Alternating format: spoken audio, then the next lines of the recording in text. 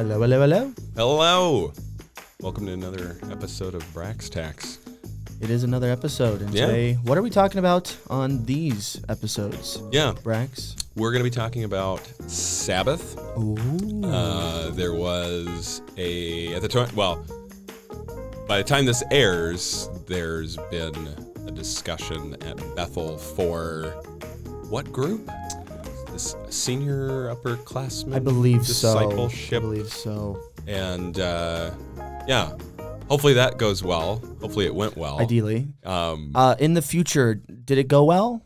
Tell us. Yes. Tell us now. We need to know. It went well. Yay! We're recording this a week Oh my beforehand, gosh, so. this is being recorded beforehand. I did, however, just get a text from someone who went to the event, and they said it was wonderful. So, wow. Don't ask how that happened, but it happened. Yeah.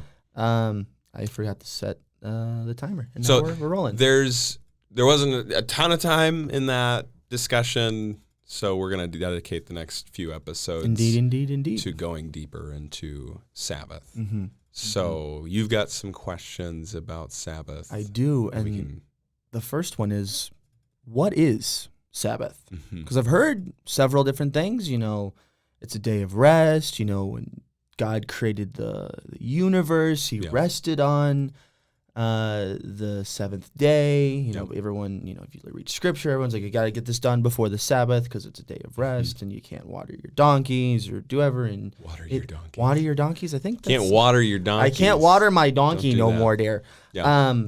And Jesus makes a deal out of it, and the Pharisees make a deal out of it. But what is it? Yeah. So the first reference that we have to Sabbath, I think we'll just kind of go through a biblical theology of just kind of a survey of what Sabbath is and what it, how it shows up in the Bible. So Genesis 2, thus the heavens and earth were finished and all the host of them. And on the Sabbath day, the seventh day, my apologies, but it is. Good work as a Sabbath day. And the thing is that it's Chevy. So the word itself sounds like seven. Chevy. Yeah. Like the truck. Sure. It's the seventh day. God finished his work that he had done, and he rested, Shabbat, on the seventh day from all his work that he had done. So God blessed the seventh day and made it holy because on it God rested from all his work that he had done in creation. So the first instance that we have of Sabbath is God's Shabbat, his rest, his ceasing from creation. So day one is his creative work. Day two, there's a creative work. 3, 4, 5, 6. God is creating and filling the universe. And then this next day, the seventh day, it's Saturday for the Jewish week, is new in that there is no creative work. And in fact, it's a day of rest.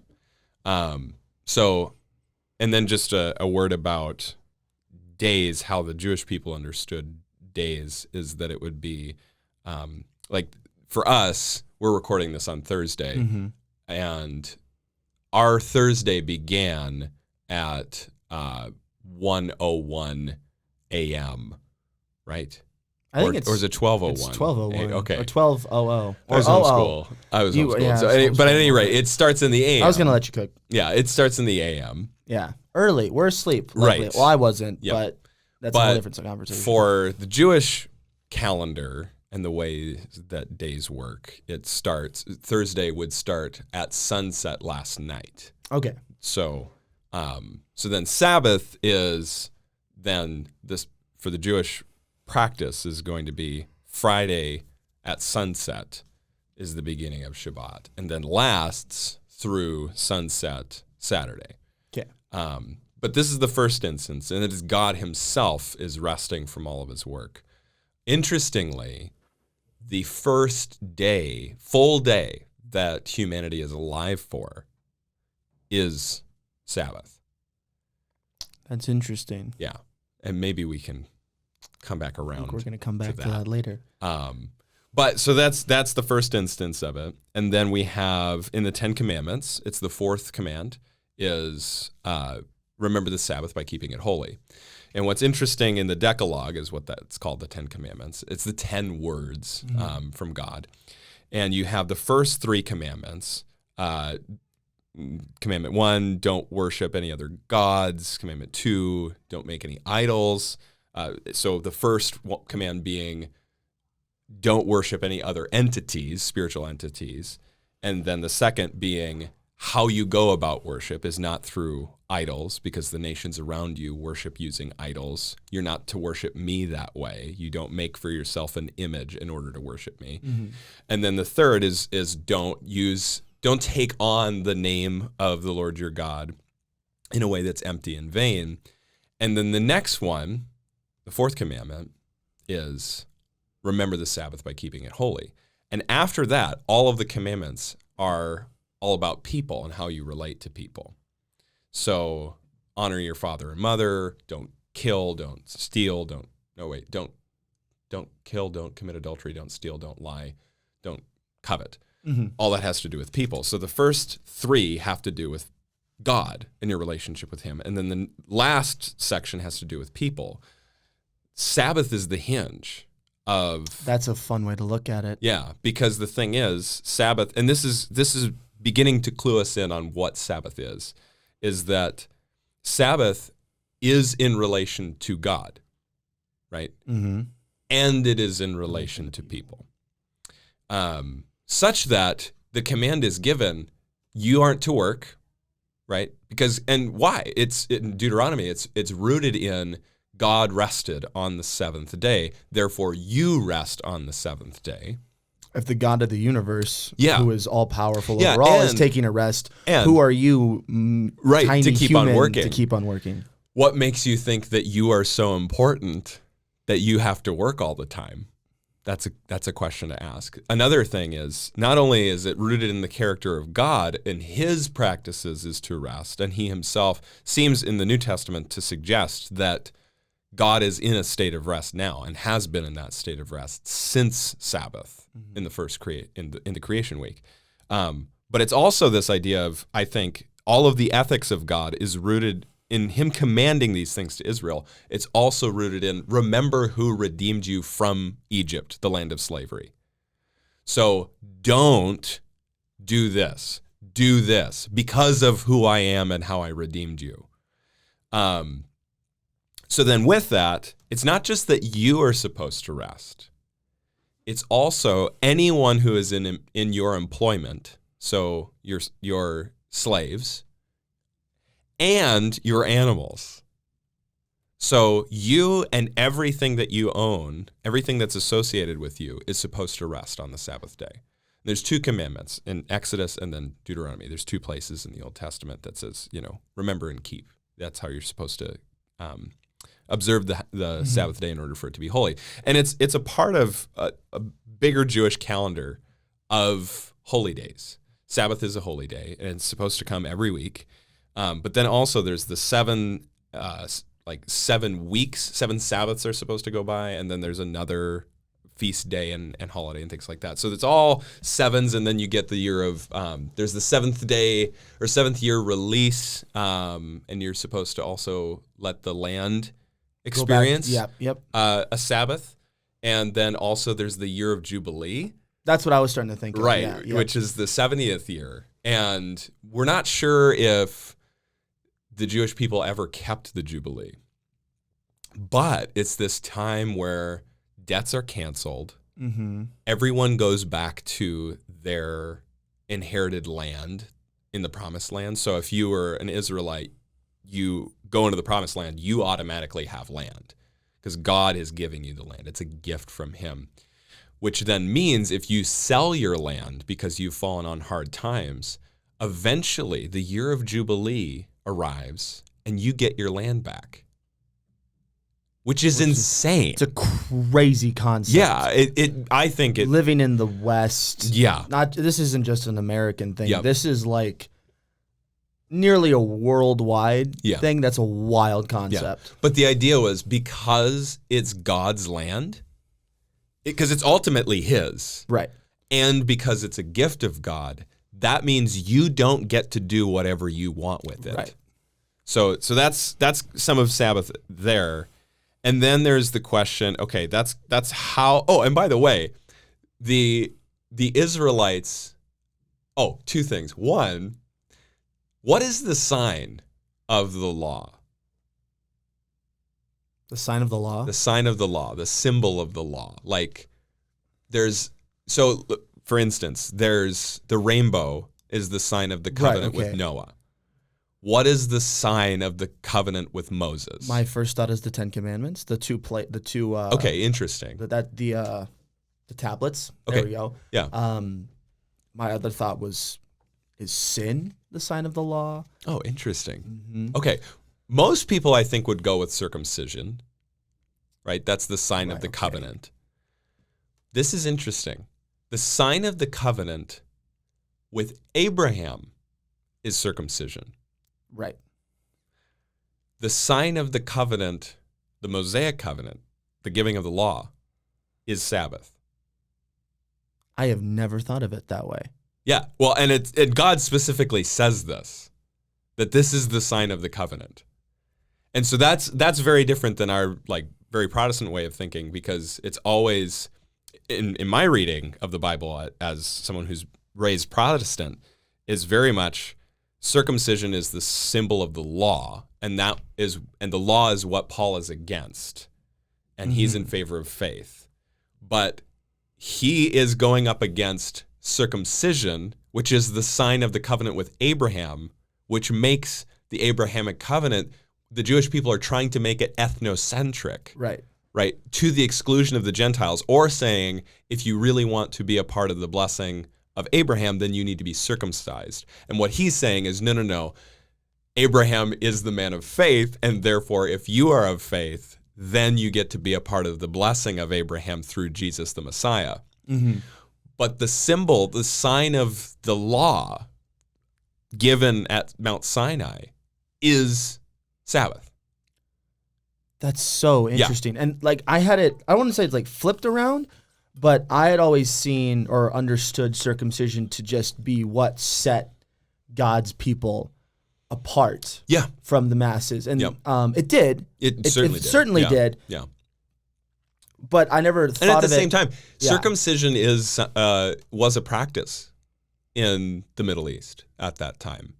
Mm-hmm. What's interesting is that the way that I see it being different is that it was only men to receive circumcision, and that it was 8 days after the baby's supposed to be born. Because other cultures are going to practice circumcision differently and would also perform female circumcision. So that's kind of the part of this is weird in that time. But the sign of the covenant for Moses is the Sabbath. Israel gets punished and exiled from the promised land largely because they fail to keep Sabbath. Makes sense. And because they don't let the land rest on the seventh year. Well, they start just getting caught up in their own ways, their own way of doing things, efficiency. Yep. Profit. Yep. Here we go. Let's not greed. There's the word. Is keeping these people. And here's what's interesting. God redeemed them from slavery. And they're going right back into slavery. I feel like Jesus says something about that. Maybe, Maybe a little bit. But then here's the thing. Not only do they end up going back into slavery by not resting, not keeping Sabbath, but then they also become slave masters to those who are in their employment and to their animals and the land. Everything is under this slavery. Mm-hmm. And the question is what's driving this? And I think greed is a huge part of it. Greed and anxiety.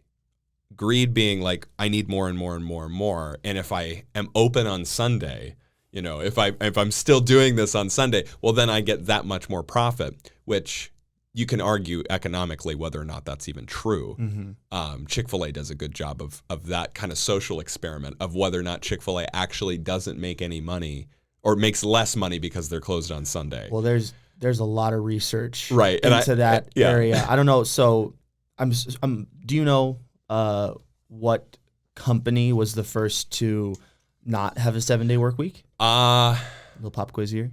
Not have a 7-day work week, or give a day of rest. The first company to have a 6-day work week? Yes. Is that what you're saying? Yeah. Okay. Oh, gosh. Hobby Lobby? I don't know. The Ford Motor Company. Really? The Ford Motor Company, to my knowledge, was the first large corporation to have a 6-day work week. They gave Sunday off. Or was it one of the days they gave one of the work days off where they closed their factories and they let all their workers go and rest. Their productivity grew incredibly. Yeah, for sure. After that happened. Yeah. And that kind of ushered in the era of having a weekend, having days off of work because that's interesting. The rest, crazy concept here, the rest led to higher productivity. Oh, for sure. And I recently saw an article that I forget where, if it was an American company or something in my brain tells me it was a Norwegian company, is experimenting with a 3-day weekend. Yeah, I've heard about that too. And the initial findings are that productivity is increasing. Yeah. If you got, workers dedicated working those 4 days. Rest is important. It's important to the human body. It's important to the human mind, all of this. So, and we can talk about the benefits of that more, but going through the story of Israel, their exile is in large part due to the fact that they failed to keep Sabbath. And so then by the time you get to the New Testament, okay, keep in mind that the Jewish people have experienced multiple exiles at this point from the Promised Land. They're finally back, but they are under foreign occupation. They don't like that.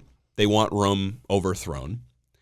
And so the Jewish thought was, if we can observe Torah like near perfect, then that will speed the Messiah's coming and God will rescue us from Rome. Which, you kind of make a face at that. That's not all that different than the way that Christians talk about speeding the Messiah's return, right? I mean, missiology is all this. There's right? a whole lot of that whole mindset of if I do this and I then the obey Messiah this way, I'm gonna be blessed. Right. Yes. I'm gonna have these rewards in heaven. If we go out and reach more people for the gospel, that's just going to bring forth the coming of Christ sooner. Yep.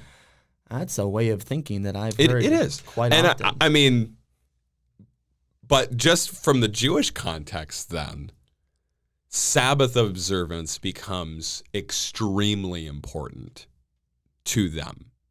So you have my small group and I were just in Mark 2 this week at the time of recording, and Mark 2, starting in verse 23, one Sabbath, Jesus was going through the grain fields, and as they made their way, his disciples began to pluck heads of grain.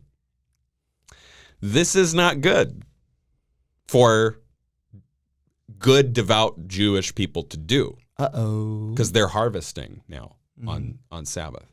And the Pharisees were saying to Jesus, look, why are they doing what is not lawful on the Sabbath? And he said to them, have you never read what David did when he was in need and was hungry? Okay, so David is the Davidic king, right? Very important guy in Jewish history. You don't say. Yeah, and he was hungry, and those who were with him, how he entered the house of God, the tabernacle, in the time of Abiathar the high priest, and ate the bread of the presence, which is not lawful for any but the priests to eat, and also gave it to those who were with him. So what's Jesus saying? There's a lot of layers to what Jesus is saying right now. One of the things he's saying is that he's the new and better Davidic king. And then he says, the Sabbath was made for man, not man for the Sabbath. So the Son of Man is Lord even of the Sabbath. So what the Jewish people were starting to do they were taking Sabbath and they were going, we need to keep Sabbath correctly. Or else. We're never going to get out of this Roman occupation if we don't follow Torah. So then the question became, what is proper Sabbath observance? So they created all these regulations. So if you read in the New Testament when there's this phrase, a Sabbath day journey away, that's not a Sunday stroll. That's not what's being referred to. Like we read that and go, oh, a nice Sunday stroll. No, there were a specific set of steps that you could have for Sabbath. Your allotted steps for that day. And if you walked more than that, it was considered work and you were breaking Sabbath. That seems to break away from the point. And that's what Jesus Sabbath is saying. That's what Jesus is saying. The Sabbath was made for man, not man for the Sabbath. And what they were doing was they were making humanity subservient to the Sabbath, as if they were slaves to the Sabbath. Right, which whenever I read about the Sabbath or how, God rested, or it should be something you're excited for. Yes. Like, Sunday, that's, like the Jewish culture, it was Saturday. Yep. Kind of the American Christian culture, Sunday is the day of rest. That's the day most people go to church. All that. I hear people talk about, I can't wait to lay on the couch on a lazy Sunday and watch football all day. So you think of Sabbath in a way that I'm excited for it. But this, I don't want the Sabbath to come around because I got to count my steps. I got to make sure all these animals are fed. I got to get all my ducks in a row. Right, So in order when for the you Sabbath to not comes do around, anything. I am not in a bind because I can't do anything and I need something. Which sounds stressful. Yeah, well, and Sabbath in a lot of places, in a lot of cultures in Judeo-Christian tradition, it does get transformed into this very burdensome command, which I think is the opposite of what it's supposed to be. But then this, I think partly from what Jesus is saying in Mark and the other Gospels, synoptics that talk about this event, as well as what the rest of the New Testament has to say about rest and entering into the rest of God and all of that, there is this question within Christianity of whether or not the Sabbath is still binding for the Christian. Do we still need to observe Sabbath? And I would say that this is a wild question to even ask. So, okay. Two questions. And a lot of what I've learned about Sabbath and I guess my journey beginning Sabbath was from A.J. Swoboda's Subversive Sabbath. Highly recommend the book. It's easy read, very challenging, very, very good. But A.J. Swoboda brings up these two thoughts. One, what if, there's Aaron. What if the Sabbath, okay, let's take creation week. Boom. Okay. On it. Let's say day 2, the separation of the waters below and the waters above. Let's just get rid of it. What happens to human existence? It doesn't? It doesn't. It doesn't. We don't even get off the ground. Okay. What about day 3? Let me see what day 3 is. Well, let's just say, okay, the day that God creates the sun, the moon, and the stars. That becomes very problematic. Yeah. If that happens. Yep. Photosynthesis is important. Oh, yeah. The moon's tidal waves. A pretty night sky. Yep. Gravity. Presumably, right. Presumably gravity. That's all gone. What happens to human existence? It doesn't. It doesn't. The day that he makes animals, well, and us. So, you get rid of that. Then well, we're if dead. they get rid of us, they get rid of us. And if Vegetation day. I like carrots. And everything else does. We need photosynthesis is important. Trees that produce oxygen, plants for animals to eat. The food. The cattle that are turned into the protein that fuel me needs some grass. And if we don't have vegetation, well, darn tootin', we're out of luck there. And we think that we can get rid of the Sabbath day of creation with no consequences to creation. 10 Commandments. Okay, and by the way, creation, 10 Commandments are very closely linked. In 7 days, God spoke 10 times to create the world. 10 commandments are 10 words from God to create a new people out of the world. Mm-hmm. So This these seems a parallel. they're very paralleled. So we get rid of the seventh day. We think there are no human consequences or consequences to creation for some reason. If I, as a youth pastor, broke the seventh commandment, would I be able to keep my job? No. Because that's committing adultery.